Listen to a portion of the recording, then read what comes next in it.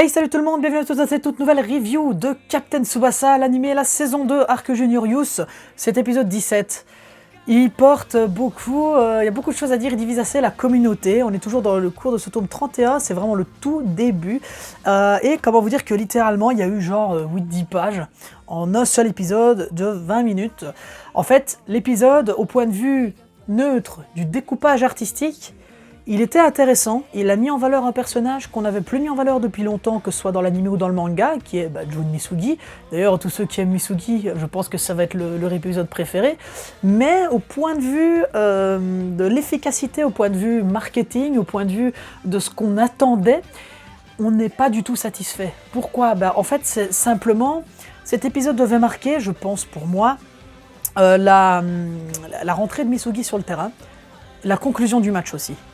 Et sauf qu'ici, on a juste la rentrée de Misugi sur le terrain, la longue action qu'il a menée, et les 3/4 de l'épisode, c'est du flashback. Ce sont des choses qu'on connaît déjà. Ce sont les flashbacks de Misugi au primaire, lorsqu'il a joué son match complètement blessé, avec son problème cardiaque contre la Nankatsu. On a son parcours. En fait, c'est plus ou moins comment tous ses adversaires l'ont vu. Le ressenti de Tsubasa vis-à-vis de Misugi, le ressenti de Misaki, le ressenti d'Ishizaki. On voyait on voyait toutes ses meilleures actions du primaire. Au collège, on voyait le point de vue de Yuga, qui est au final très intéressant. Ça, c'est une liberté, justement, de cet animé, parce que à aucun moment, en plein de cette action de Misugi, à aucun moment on a ce flashback. Normalement, les flashbacks sont indiqués dedans, ils suivent une continuité. Ici, c'est vraiment pour faire traîner en longueur cette série. Est-ce que c'est mauvais ?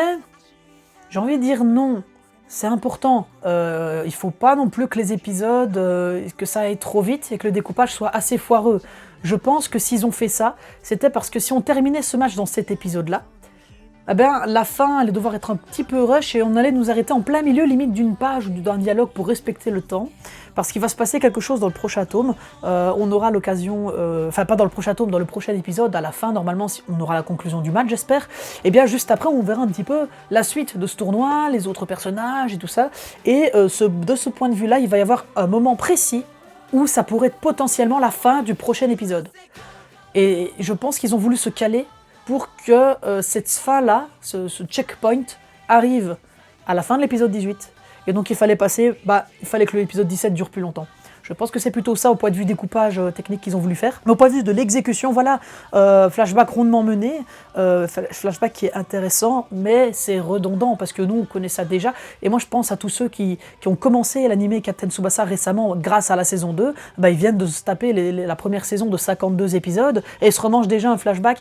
Donc voilà, je me dis, c'est vraiment dommage, surtout que le manga ça fait 40 ans qu'il existe, donc on a compris que ce soit tous les animés only, tous ceux qui avaient tous les animés, on l'a vu, ce Misugi-là, on sait ce qu'il vaut, on sait que c'est le meilleur joueur du Japon s'il n'avait pas eu sa maladie cardiaque. Et ceux qui ont lu le manga, on le sait, ça fait 40 ans, on le sait. Donc voilà, c'est juste dommage.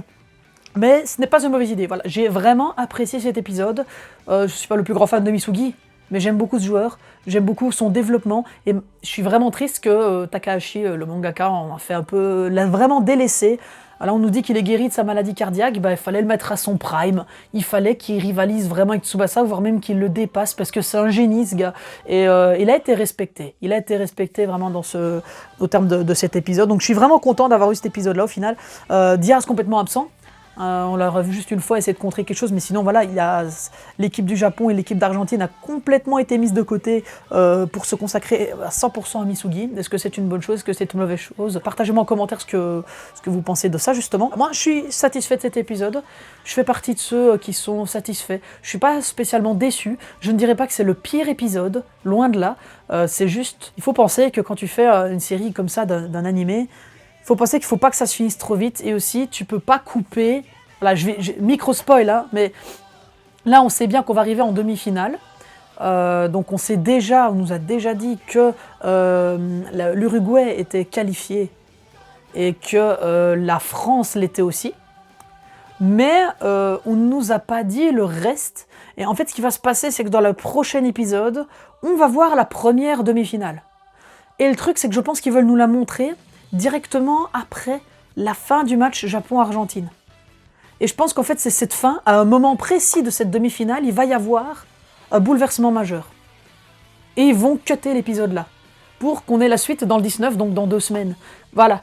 Je pense que c'est pour ça, en fait, vous comprendrez ce que je veux dire en temps voulu la semaine prochaine, mais je pense que c'est pour essayer d'avoir ce découpage précis qu'ils ont étendu cet épisode en rajoutant autant de flashbacks de Misugi, voilà, c'est tout. Moi je respecte cette décision-là, je trouve même que c'était justifié, que c'était stratégique, voilà, je n'ai rien contre ça, je pense que c'est comme ça pour tous les mangas, les animés, même dans les mangas, il faut bien cut, il y a certains moments, il y a certains chapitres où on se dit... Ouais non, là c'est répétitif, ouais il se passe pas grand chose et tout ça, en fait c'est juste qu'à la fin du tome, il faut qu'il y ait la fin de l'intrigue, mais aussi le début de la nouvelle intrigue qui va te pousser à lire le tome suivant, ou le chapitre suivant. Ici c'est pareil, le découpage technique c'est quelque chose qui est extrêmement difficile à gérer quand on fait de la réalisation, peu importe le support, que ce soit le papier, que ce soit le cinéma, l'animation, etc. Il faut découper stratégiquement ces épisodes, ces chapitres, voilà. Donc ça, c'est une chose.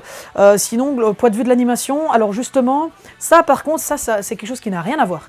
Le découpage artistique pour moi est très bon, il est justifié, mais au point de vue de l'animation, ça a été beaucoup trop économe, on est habitué à mieux. Ça oui. On peut dire que c'est le pire épisode au point de vue de la qualité de l'animation, les plans tirent en longueur, on a l'impression que le décor il défile très vite, mais que les personnages bougent plus lentement, donc on n'a pas cette sensation de vitesse, de dynamisme en fait qui vient de nos jours. Les actions de jeu sont molles, elles paraissent vraiment molles, parce que justement il y a cette animation qui est vraiment, qui est un peu économe, voilà. C'est la seule chose que je pense qu'on peut reprocher à cet épisode-là, mais sinon, le retourné de Misugi à la fin, quelle action, vraiment quelle action, c'était beau, vraiment l'action de Misugi, il vient, il est respecté, voilà, je suis vraiment content de cet épisode, pour moi j'en suis vraiment satisfait, il n'y a pas grand chose à dire de plus dans cette review je pense, je pense que j'ai tout dit, il s'est pas passé non plus énormément de choses, je vais pas vous reparler des flashbacks, je dis juste que dans l'exécution de ces flashbacks qui est un ajout pur de cette série pour faire durer, je dis juste que avoir choisi le point de vue de pas bêtement nous remontrer les meilleures actions de Misugi au primaire et au collège,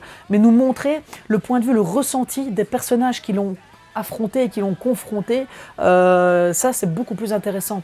Avoir l'avis de Yuga, de son ressenti, il s'est rendu compte lui-même qu'il s'était ramolli, voir Tsubasa qui a complètement flippé, le point de vue de la manager aussi, Yayoi qui soutenait Misugi dans l'ombre, voilà, on en apprend un petit peu plus sur ce qui fait la légende de Misugi qui ne peut jouer qu'une demi-heure et qui marque les esprits même en jouant 5 minutes, voilà. Le prince des terrains, l'as de verre, Jun Misugi, numéro 24 pour le moment, ce sera futur numéro 14 du Japon. Voilà, ça fait plaisir.